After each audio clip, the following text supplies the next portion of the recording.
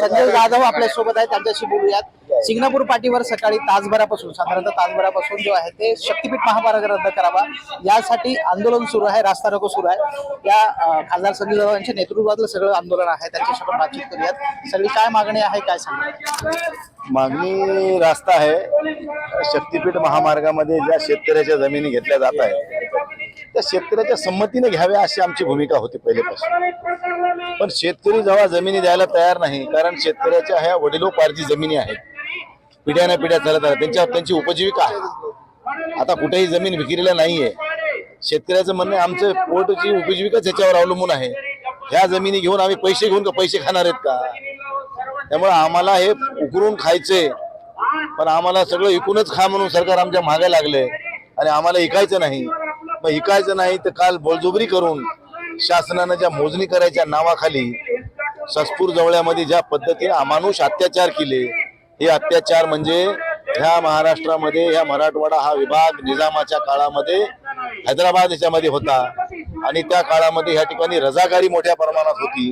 पण त्या रजाकारीला सुद्धा लाजवील अशा स्वरूपाचं कृत्य काल महसूल प्रशासन आणि पोलीस प्रशासनाने ह्या ठिकाणी काल त्या ससपूर जवळ्यामध्ये केलंय। म्हणजे अंगावर काटे येतील, माता भगिनीला ओरडत नेणं, ओढीत नेणं, झटापटी करणं, त्यांच्या अंगावरचे कपडे निघणं, ही ह्या महाराष्ट्राच्या पुरोगामी महाराष्ट्राला ही लाज वाटणारी गोष्ट आहे।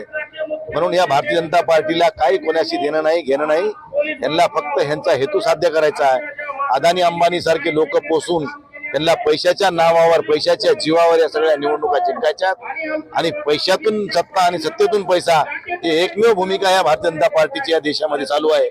हा अतिरेक कुठेतरी थांबला पाहिजे। माझी सर्व शेतकरी बांधवांना या ठिकाणी माझी आव्हान आहे, माझी विनंती असणार आहे की ह्या लोकांना या योग्य वेळी जरा धड शिकणं गरजेचं आहे। हे लोक संधी साधू लोक आहेत, त्यांची वेळ आली तर पायापाशी बसणार, पण जशी वेळ संपली की ते पुन्हा आपल्या डोक्यावर बसून लघवी करायला कमी करणार नाहीत। म्हणून अशा या हरामखोर लोकांना वेळीच आपण ओळखणं काळाची गरज झाली आहे। अशा या खासदार म्हणून आता मागणी काय तुमची एकूण?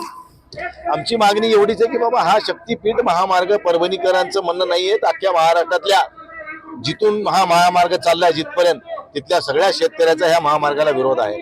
मग जनतेचा विरोधाला तुम्ही मानता का नाही मानता? तुम्ही जनतेच्या मतावर निवडून आलात का नाही आलात? का ईव्हीएमच्या आधारावर आलात? मला वाटतं तुम्ही ज्या पद्धतीनं अमानुष पद्धतीनं वागायला लागलात त्या अर्थी तुम्ही ईव्हीएमवर निवडून आलात, तुम्ही जनतेच्या मतावर निवडून आला नाहीत। जनतेच्या मतावर निवडून आला असता तर जनतेच्या मताचा तुम्ही आदर केला असता आणि या ठिकाणी शक्तीपीठ महामार्ग रद्द केला असता। पण तुमचा हेतू काय मला हेच नाही कळत। म्हणजे तुम्हाला शक्तीपीठ मार्ग एवढा पाहिजे कशासाठी, एवढा हट्ट कशासाठी? त्यांना जे करायचे ते लोक सोयीसाठी करतात, पैसा कमवण्यासाठी करतात। ही भूमिका सरकार काय निभावत नाही आणि ह्या ठिकाणचं प्रशासन का अशी उघड्याची भूमिका घेतोय हे आम्हाला विचारायचं। पालकमंत्र्यांनी आजची जी मोजणी होती ती स्थगित करायला लावलेली आहे। पालकमंत्र्यांना नाही लावली ही स्थगिती। पालकमंत्री म्हणतात की आम्ही सांगितलं, पालकमंत्री म्हणते तर मग तुम्ही ते येऊन जरा त्या गावामध्ये काय एवढा अतिरेक केला ह्याचं उत्तर द्या ना। तुमची लाडकी या बहिणीला एवढा पोलीस प्रशासनानं त्रास दिलाय, महसूल प्रशासनानं त्रास दिलाय, तुम्हाला लाडक्या बहिणीची किंवा येत नाही का? स्थगिती फक्त परभणीला दिली आहे का, कोल्हापूरला दिली नाही का?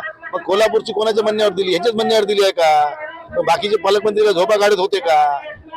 आता कसं यांचं काही चांगलं झालं की आमच्यामुळं, आता मेडिकल कॉलेजचं आंदोलन केलं परभणीकरांनी आणि पालकमंत्री म्हणतात की मेडिकल कॉलेज आलं आमच्यामुळं।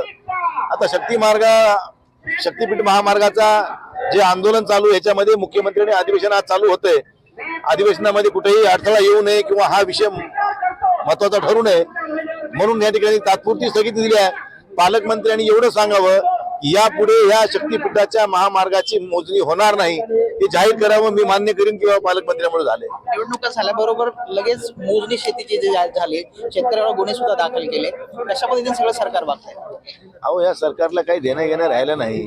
आता आमच्या जमिनी, आमच्या वडिलोपार्जित जमिनी आहेत, आजोबा पंजोबा खापर पंजोबा पासून आलेल्या पिढीचा चालत आलेला, आणि ह्या जमिनी मोजायच्या हेने येऊन या ठिकाणचा तहसीलदार आणि नायब तहसीलदार राजापुरे आणि नायब तहसीलदार क्षीरसागर हे शेतकऱ्याशी संवाद करताना बोलतात, तुमच्या का बापाच्या जमिनी आहेत का, मग तुझ्या बापाच्या जमिनी आहेत का? माझी ह्या ठिकाणी मुख्यमंत्र्याला विनंती असणार आहे की अशा मुजोर अधिकाऱ्याला पहिले निलंबित करा, ज्यांनी शेतकऱ्याशी गैरवर्तणूक केली आहे, ज्याच्याशी आरेरावीची भाषा केली आहे, ज्या पोलिसांनी महिलांवर हात टाकण्याचं काम केलंय, त्या सगळ्या दोषी लोकांवर पहिले कारवाई झाली पाहिजे, त्यांच्यावर निलंबनाची कारवाई झाली पाहिजे ही मागणी आहे. खासदार संजय यादव दोषींवर कारवाई करा अशा पद्धतीची मागणी त्यांनी केली. Video journalist Ganesh Gajanan Deshmukh, TV 9 Marathi, Parbhani.